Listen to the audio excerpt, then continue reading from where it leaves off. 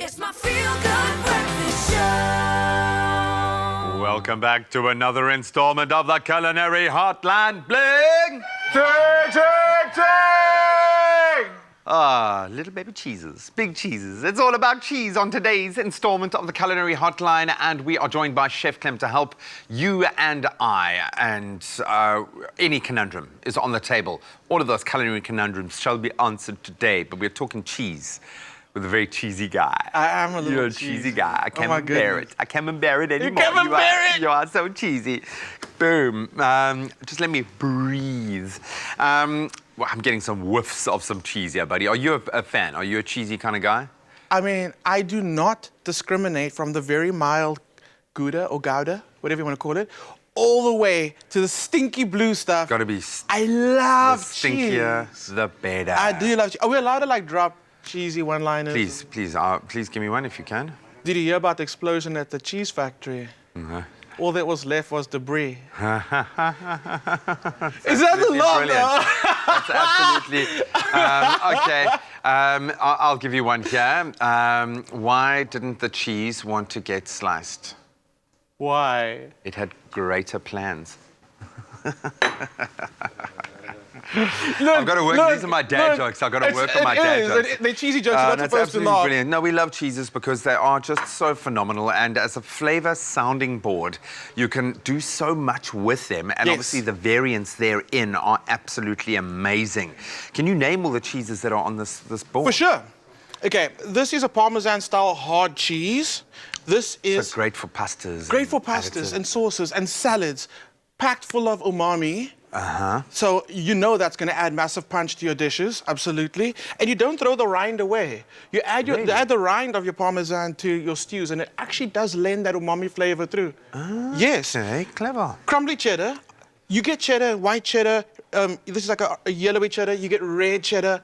The color shouldn't put you off. It's all about the flavor. And luckily, when you go to Woolies, the description and the strength and the flavor profile, it's And on the the age cheese and everything, and yeah. the age is and there. I find generally if it's crumblier, it means that it's slightly more aged and it's going to have a stronger, nuttier kind of flavor, more of that. Like, Yes. Susie O'Regan, cheese buyer for Woolies, amazing woman, so passionate about cheese. And whenever she talks, I just sit there. And she was telling me like a good aged cheese, especially a hard cheese, has little crystals in them.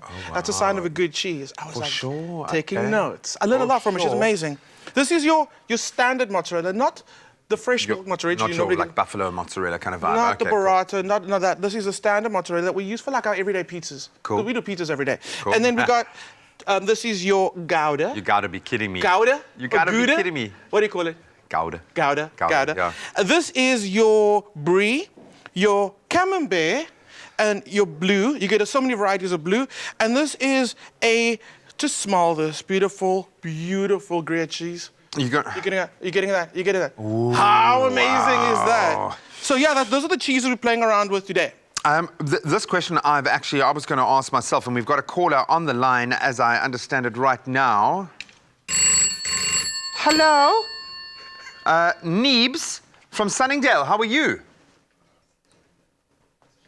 Neebs, are you there?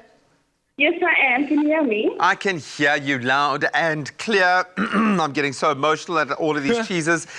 You've got a very important question here, and one that I was actually literally about to ask Chef Clem. What's your question this morning? So what I'm wanting to know is, what is the difference between brie and camembert? Is it the same cheese, or like, and different shapes, or? One is a triangle, one is a circle, Neebs. Come on, don't be silly. No, that's not the right answer. So very good question. Yes. I'm going to put the phone down. You listen on your TV. Thanks, Neebs. Great question. Okay, so what's a cheese favorite type of genre of music? R&B. R&B. Okay, guys, you gotta put more energy to the last. Okay, let's talk about it. Okay, so what is the difference? It's not just the shape. And how I always remember the difference between the two is camembert starts with a C, and the C also starts with circle. Okay. Okay? Easy. So these are camemberts, and this is a brie. You'd think they're just different shapes, because even when you buy a brie and you buy it whole, it's in a big wheel, and then they cut into triangles. It's not just the shape. So the lactic starters that they use to make brie and camembert are different. The ones they use for brie are a little stronger. Okay. So you actually get a stronger flavor, not stronger like it's going to be punchy in your nose. It's nuttier, it's more earthier, you taste more cheese.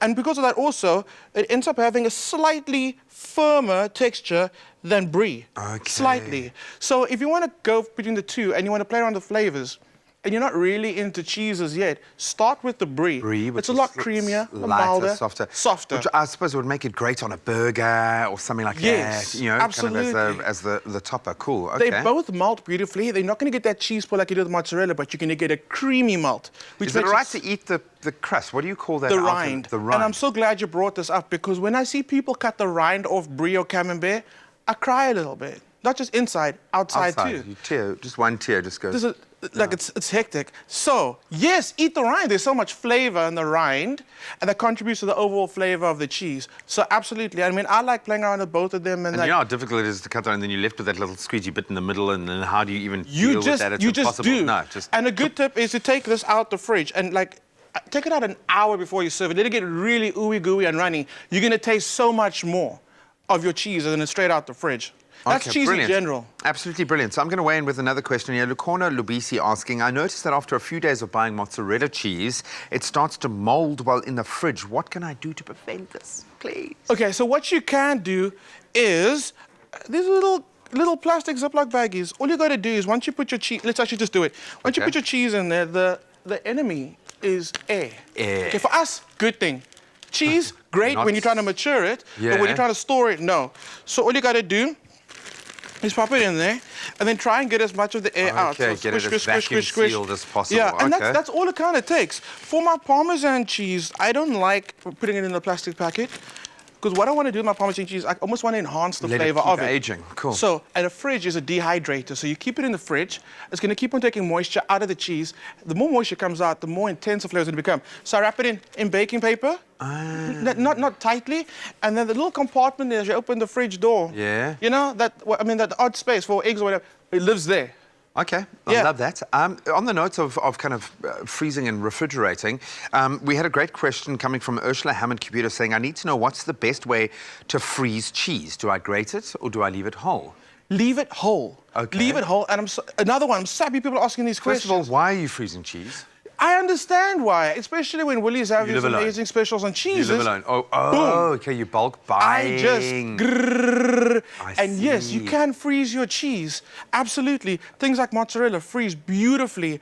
Cheddar, Gouda, even your blue cheese. It's all about taking it out the freezer, giving it enough time to come back to its natural temperature on its own. Don't pop it in the microwave. Just Okay, leave let it do its thing. Even Yeah. leave it in the fridge and let it Yeah. kind of gradually do its thing like Absolutely. that. So don't take it out of its wrapper. Just like that. Boom, freezer. Man. I love cheese. I love cheese as well, man. This is just so exciting to me. The smellier, the better. Absolutely delicious. We'll take more of your questions in our Culinary Hotline. Bling! Ching, ching.